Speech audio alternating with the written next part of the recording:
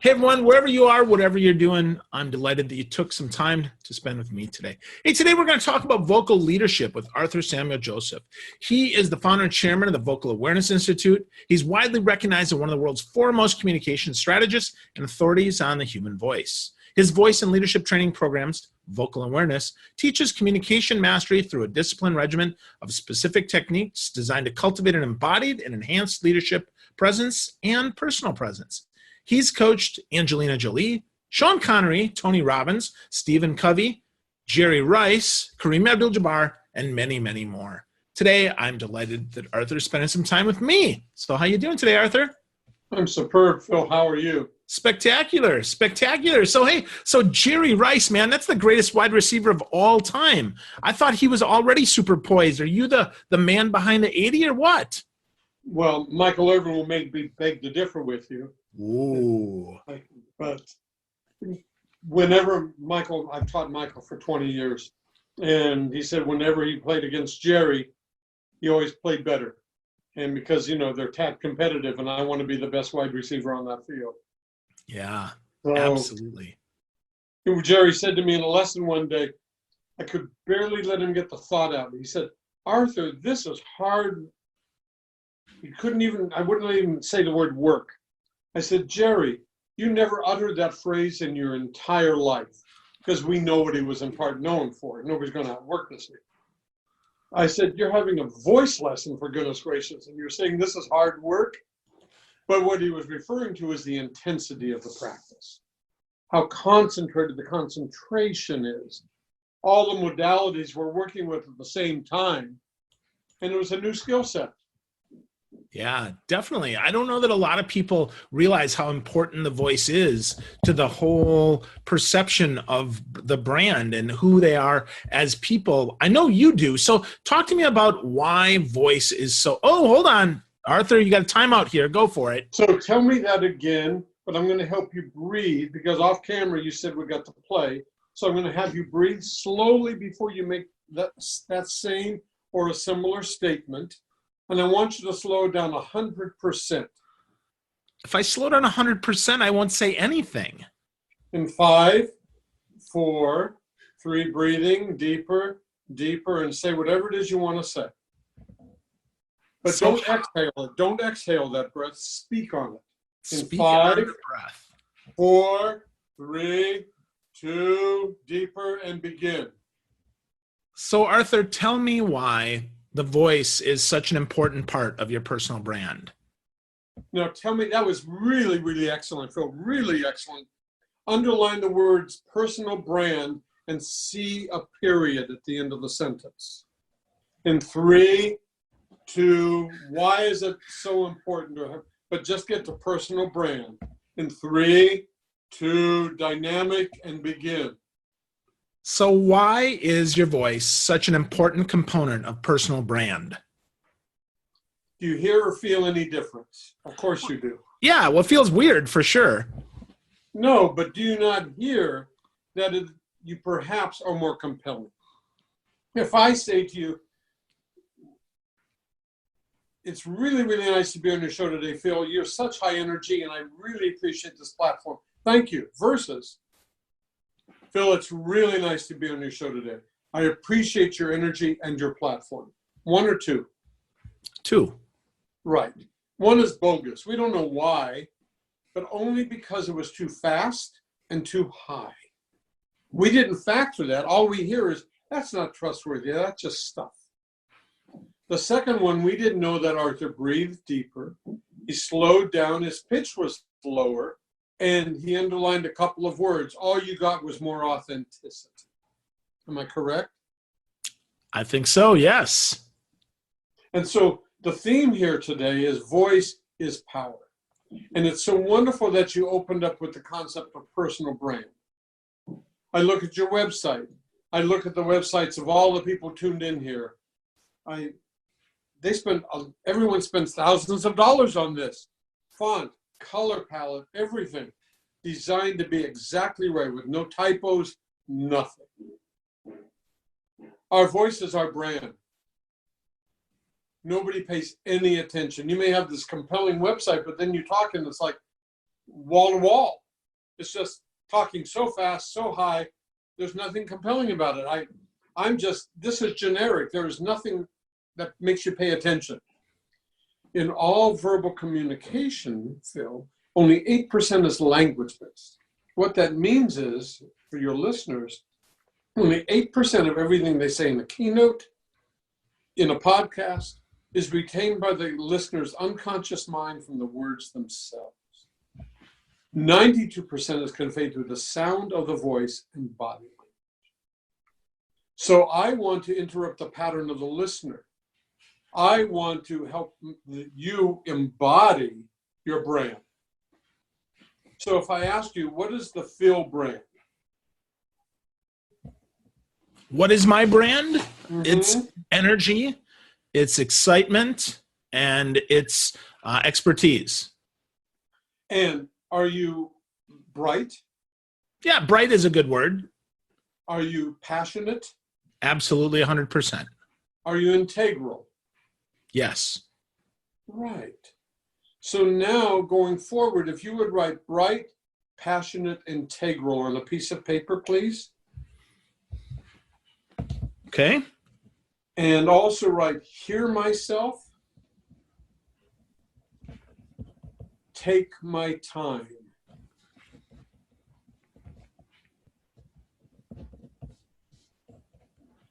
Okay.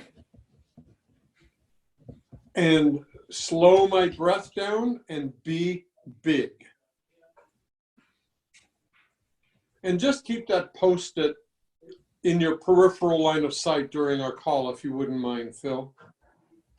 Okay. Bright, And you passionate. Okay. Cool. So am I making sense so far? And just reference the paper before you answer. Yes. Cool. Years ago when I used to train Tony Robbins, he would refer to my 7 rituals as pattern interrupts. He would say, to break an old pattern, you have to exaggerate behavior to create a new one. I would disagree many years ago with his basic premise at the time. I said, Tony, we cannot empower anyone. That is arrogant. But we can help them empower themselves. So vocal awareness has a lot of trademarked elements. Communication mastery, empowerment through voice. Voice is power. And when I use the latter, it doesn't mean big, bombastic. No, it means integral. It means trustworthy, genuine. This is a performance. We're being watched. We're being listened to. But we've misconstrued over all of these generations. We think these are presentations we're making. That PowerPoint, that keynote, this podcast. However, they are not presentations. What word was just underlined then? Not. And you actually saw it, didn't you? So Yes. it caused you to pay attention in that nanosecond. Oh, what's he going to say next? Subliminally. They are not presentations, they are performances. My last book, Vocal Leadership, 7 Minutes a Day to Communication Mastery, has a glossary of root sources at the back of the book. We look up the word present, presentation. It means to introduce formally, to bring before the public. We look up the word perform, performance, and it literally means to carry out, fulfill, to do. This is a performance, that conference call, that podcast. Anytime someone is watching or listening, we must pay attention not just to the message, but the messenger. In vocal awareness, it is not simply what we say, but how we say it.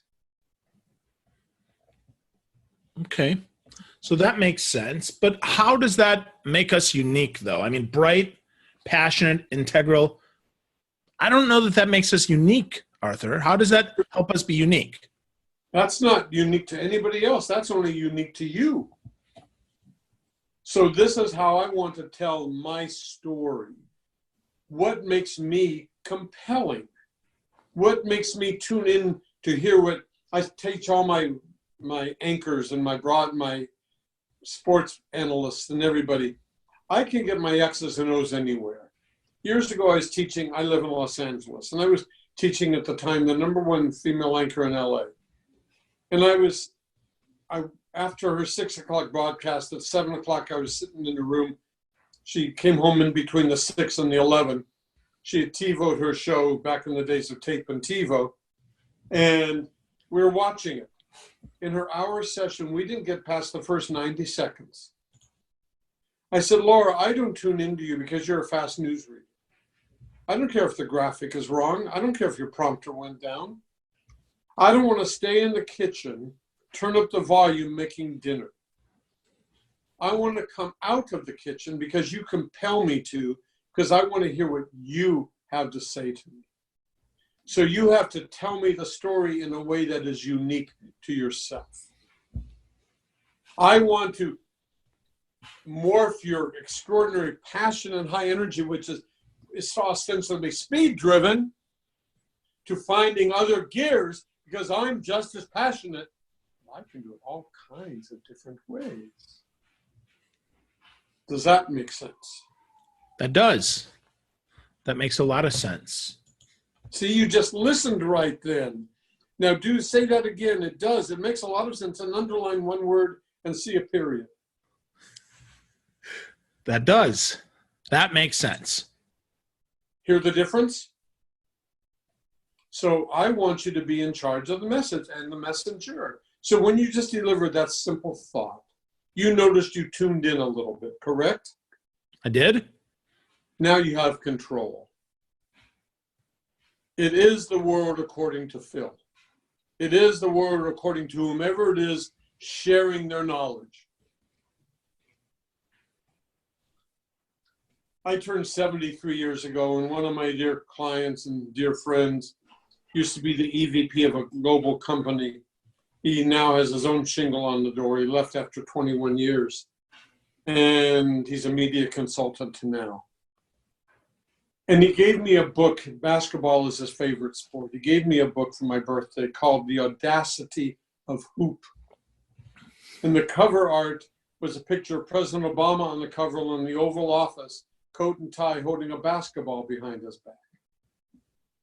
And it's his presidency in his life through the prism of 3-on-3 pickup basketball. And so I asked some NBA clients about playing full court 3-on-3. They said that is an intense sport.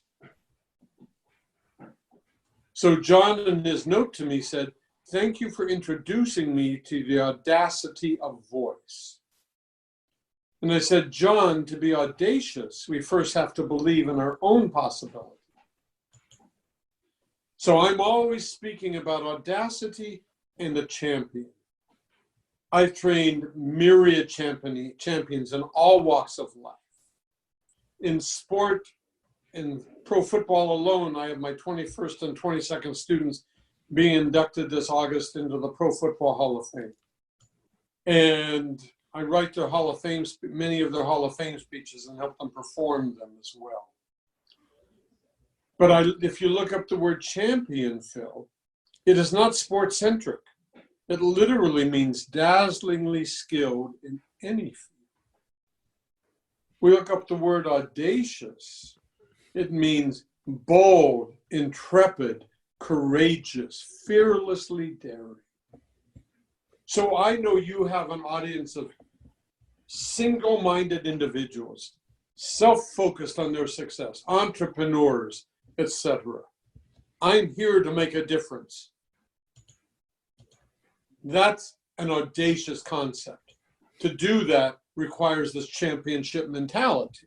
Does this make sense? Absolutely. Now, in my book, I speak about hubris. That word, if you look it up, means blaspheming the gods, extreme arrogance, nothing to aspire to. I'm a classical singer by training. I have a master's in voice. My art is what I do now. I still sing pretty well, pretty darn well, actually, but this is what I do throughout the world, around the world.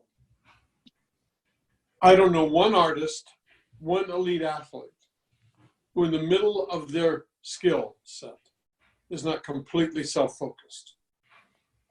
That athlete is not wondering if the team approves or if the coaches like what they're doing. That artist on the stage does not hope the audience approves. It is hubristic.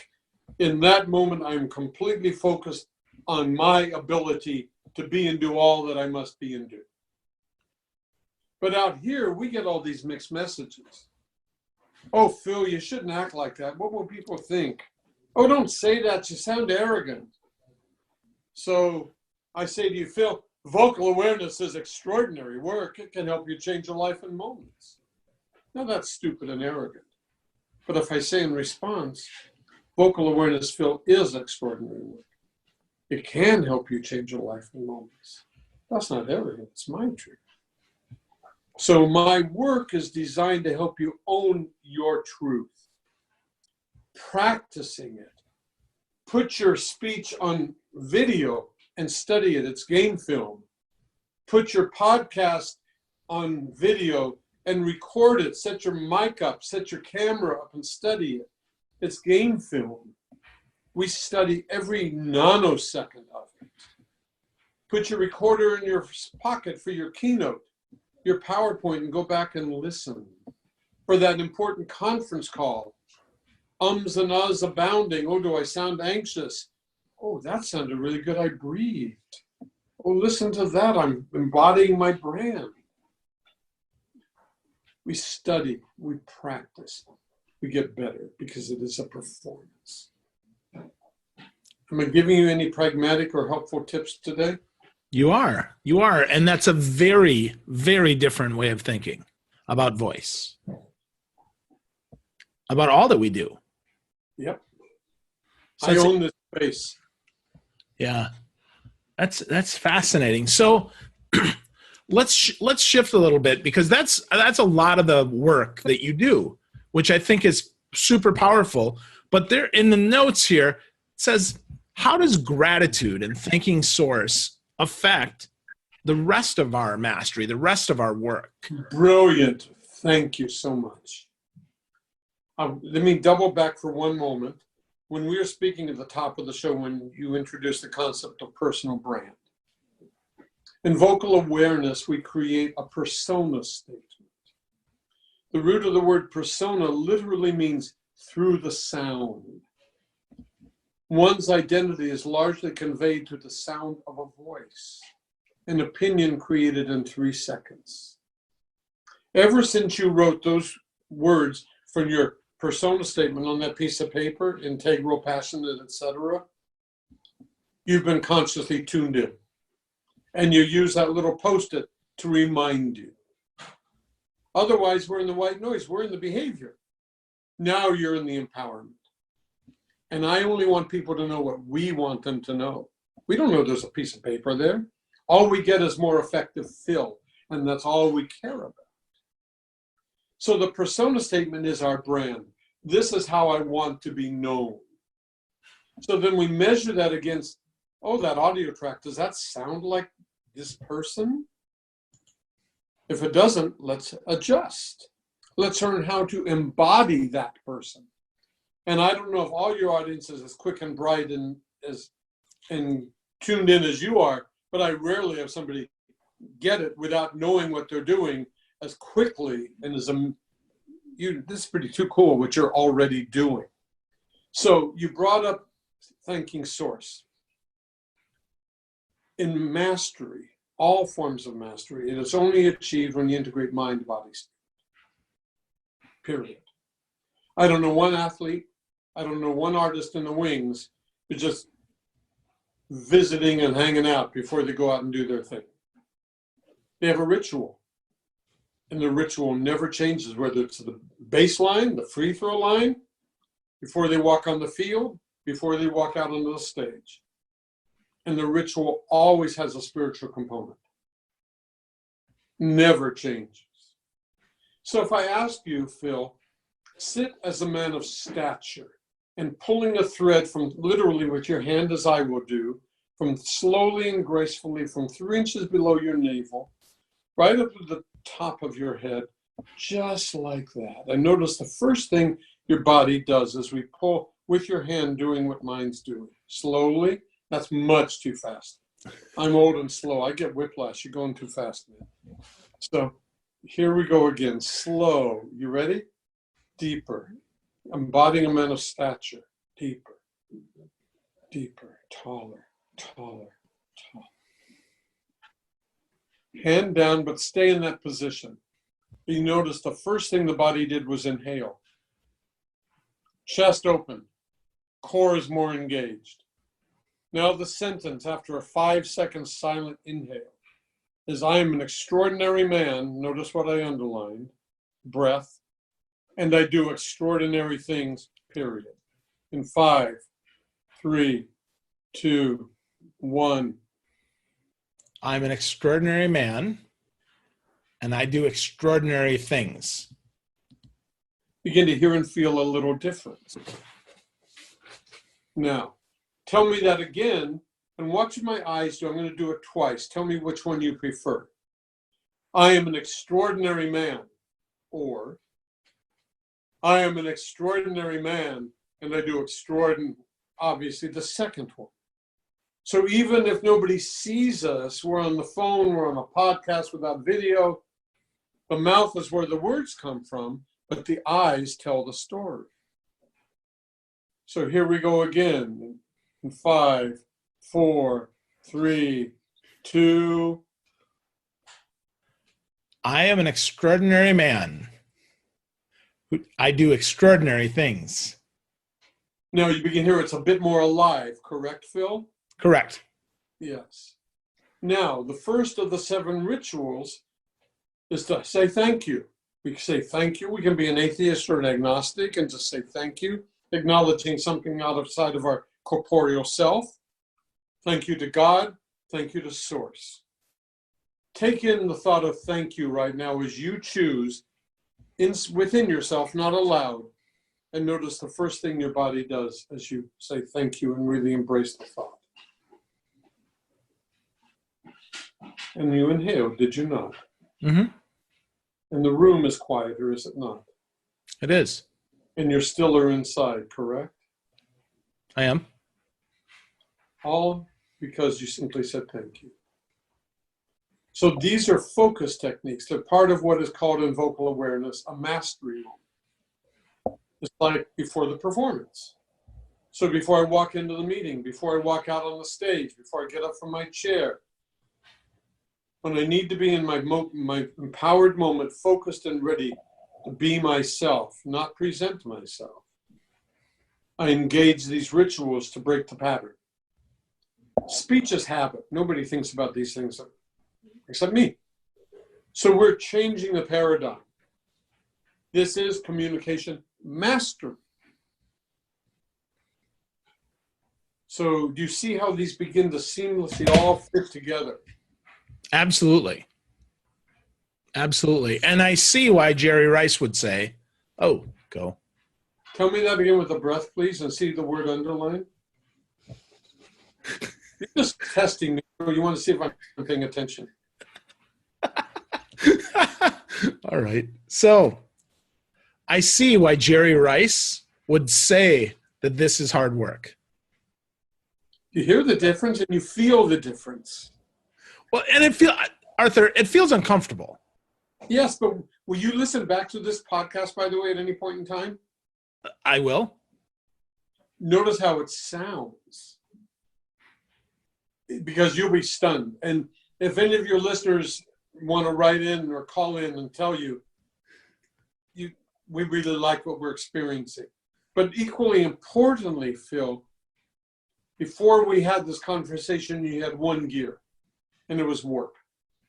Now I'm beginning to teach you how I train a lot of motor and supercross champions, and like Ricky Carmichael and others. And I don't know how many gears they have and how they do all the things they do in these little ovals that they ride 150, 60 miles an hour on and more. But they shift in a lot of gears. I've trained 4 Indy 500 champions, and they're shifting a lot of gears. And now you're learning that you've got more than one speed. And that's all I care about, because now you can play. Now we're opening up a whole color palette that was previously not even available to you because you were not aware of it. So my work is called vocal awareness.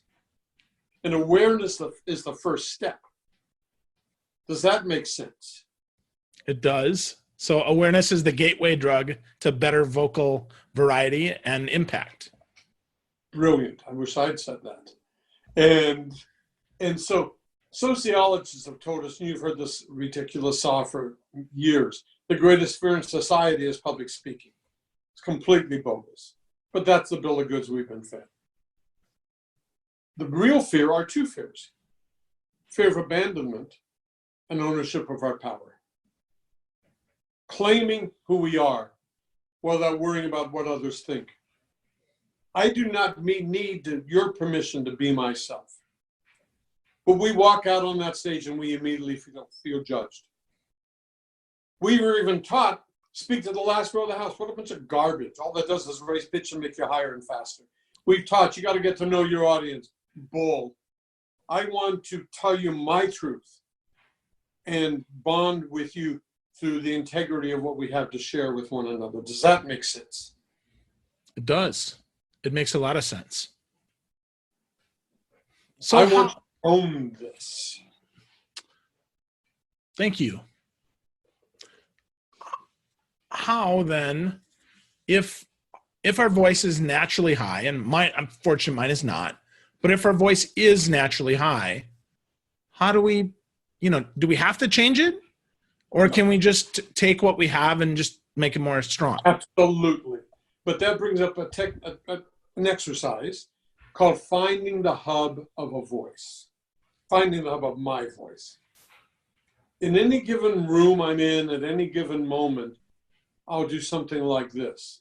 My lips are gently together, and a little air will come out my nostrils first because I'm going to hum, and it's very slow, and it's exceedingly nasal. I'm going to do this, and you're going to see my hand soar in the diagonal of what in vocal awareness is described as an arc. Listen.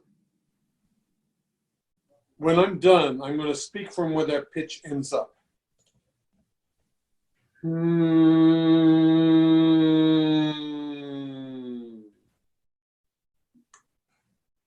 When I speak, I need to be aware. And in our given voice, in that given moment, that's our optimal pitch level. Do that with me, Phil, if you'd like. Stature first. And guide with your hands slowly. Put your hand up by your mouth. Fingers together. And it's going to go in the parabola of an arc, like the plane taking off. Just like that, exactly. Here we go again. Now, in the sentence is, when I speak, I need to be aware. In 3, 2, we're going to hum.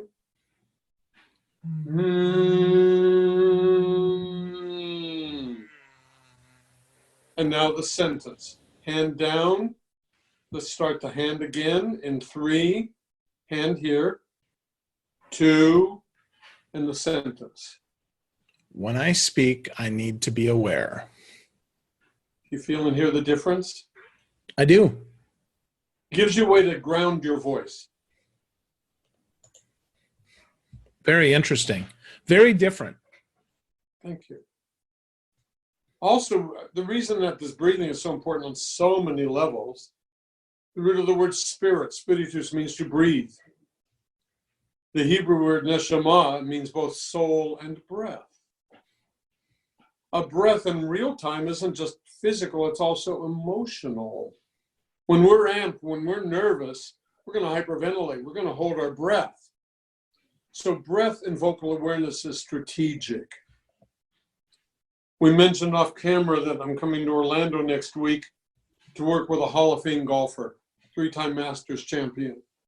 And we were having a phone lesson today and equating our breath with his breath for his putt. Equating what I call the edge and arc of sound with the parabola of his tee shot. Because that's the direction of the tee shot. It's not to the last row of the house. It's not that. It's an arc. And it made total sense to him.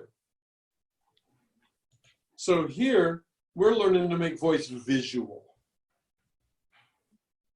I'm a singer. I look at music and it tells me everything. So there's a whole program, this offering that I'm made available to your team, Visual Voice Pro, is a trademark piece of vocal awareness called visceral language. What word was just underlined? What two words? Visceral And language. Okay. And so I teach us how to see words. Because in that 8%, only 8% is language-based, I'm now subliminally influencing you. Pay attention to this. I'm not going to get all the other stuff, but hold on to this one. So in my copy, I'm going to underline those words. In my keynote, I'm going to underline those words, and I'm going to practice delivering on them. Wow. Wow. That's super interesting. And that's also, it's fascinating that athletes are the ones that you're talking about the most, because if I didn't think about it, I would think they communicate the least. But they need the breath. They need the control. They need the mindfulness, the awareness, because they're already the best athlete. I've heard from several of my NFL clients, Nick Foles, who played lights out against New England 2 years ago when they won the Super Bowl, and his team played lights out. In the huddle, the backup quarterback literally more than once said to the team, "I love you guys." A football player in a huddle. And they played like he did. And they played for him as though they did in return love him. They gave it everything.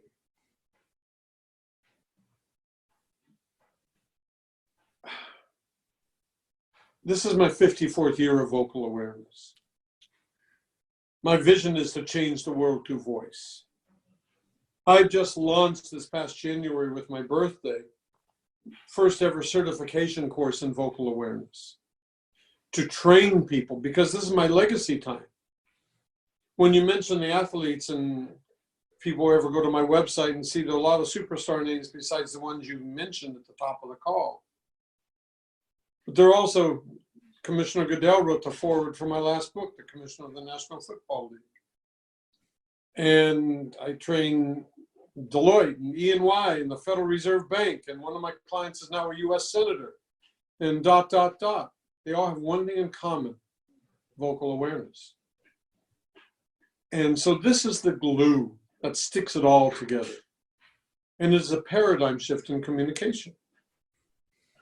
And I know I probably overstayed my welcome because I just looked at my watch, but you are so generous and creative, and it's just fun.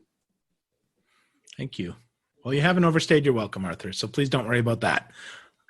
If you had, I would have found a way to cut you off. So don't worry. I do have a little bit of control here. So cool. So, but it is fascinating to me. This is the first time that I've been aware of voice, at least as much. I mean, I've been through some training. I've gotten to heroic public speaking with Michael and Amy Port and their wonderful team, and I was in choir for a time. But this is very interesting. This is something different that I haven't thought of as much, and so I'm appreciative of the time you're giving me, as you are to me. So thank you. And as you, in that 1 minute of your narrative, there wasn't one nanosecond of it where you are not tuned in to yourself, which is also a first in that way. And I'm pointing it out because the 6 of the 7 rituals is pay attention, deeper listening, and vocal awareness. We pay attention out here, but we listen deeply interiorly. Again, I want you in charge, not just of the message, but the messenger. Integrity, integration have the same root source. They mean wholeness. I want the gestalt of you to show up everywhere. And be the size of the man you are. years ago when I was training Warren Sapp, who was a Hall of Fame tackle in the NFL. We were having a lesson one day, and I said, Warren, I trained him at this point, I don't know, 2 or 3, 4 years. And I said, Warren, I need you to be big. No, Warren, I need you to be gigantic. And so he pushes back, giving me all the stereotypical reasons as to why he shouldn't do that. And I said, Warren, I've earned your trust. I need you to be gigantic. So in that lesson, we started bringing it in our exercises, doing things like, one of the vocal awareness exercises. You don't do one thing as an athlete or an artist without having warmed up, stretching, but you never warm up your voice as a professional voice user in your life. We just walk out and we talk, or we do blah, blah, blah, or some nonsense, but we don't warm up our chops, but we do in vocal awareness. And so I have a wonderful video, and I'll come back to Warren. Well, I'll finish Warren and remind me about this cool video. And so Warren comes up to me a few weeks later. I'm walking down the hall at the NFL Network. They're one of my clients. And he said, Arthur, you know, I like my 40 feet around me. Now they're coming closer. And the point was that they were getting more authenticity because they heard all of Warren, not just the broadcaster Warren being hip and edgy. And it made change the resonance, the quality, the timbre, everything. So I usually go to the Super Bowl. I was there this year with my team, but I wasn't there the year before. So I wake up on Super Bowl Sunday and there's a text with Michael Irvin, Kurt Warner, and Steve Mariucci saying, "You ready, boys?"